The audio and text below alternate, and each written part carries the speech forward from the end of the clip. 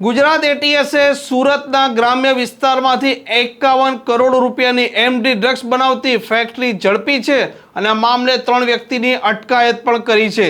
નમસ્કાર, આપ જોઈ રહ્યા છો હોટલાઇન ન્યૂઝ અને હું છું આપની સાથે તોફિક ગાંચી।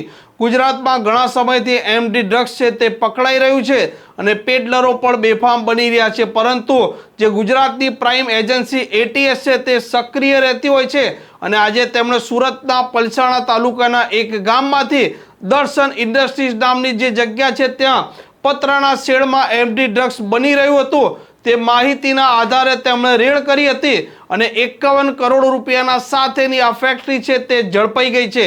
31 લીટર છે તે લિક્વિડ ફોર્મમાં એમડી હતું, જ્યારે 4 કિલો જે હાર્ડ ફોર્મમાં એમડી હતું। આ મામલે એટીએસના ડીવાયએસપી છે એસએલ ચૌધરી, તેમણે પત્રકાર પરિષદ પણ કરી છે અને આ મામલે શું કહ્યું છે તે પણ આપ સાંભળો।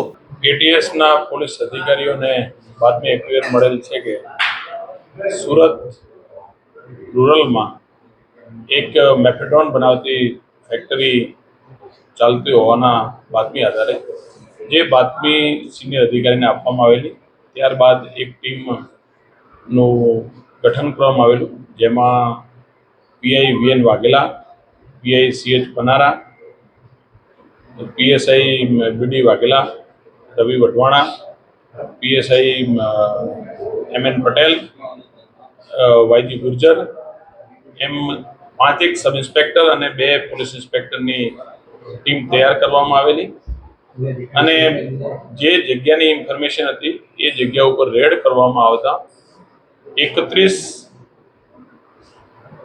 લીટર જેટલું લિક્વિડ એમડી અને 4 કિલો જેટલું હાર્ડ ફોર્મમાં એમડી સીઝ કરવામાં આવ્યું છે અને જેની કિંમત 51 કરોડ રૂપિયા જેટલી થાય છે, જેમાં કુલ 2 આરોપીને એરેસ્ટ કરવામાં આવ્યા છે અને એક વધુ આરોપીને ડિટેન કરેલ છે।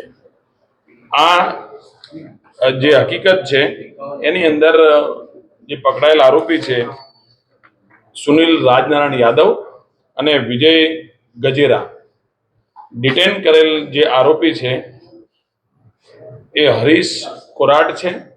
એમ કુલ 3 આરોપી પોલીસ કસ્ટડીમાં છે। આ છેલ્લા એકાદ મહિનાથી ફેક્ટરી ત્યાં ચાલતી હતી।